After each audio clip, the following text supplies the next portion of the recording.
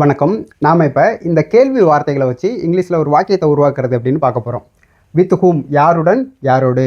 With whom does it move அது யாருடன் நகர்கின்றது. With whom did it move அது யாருடன் நகர்ந்தது. With whom will it move அது யாருடன் நகரும். பிஃபோர் ஹூம் யாருக்கு முன்னால்.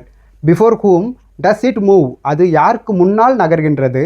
Before whom did it move அது யாருக்கு முன்னால் நகர்ந்தது.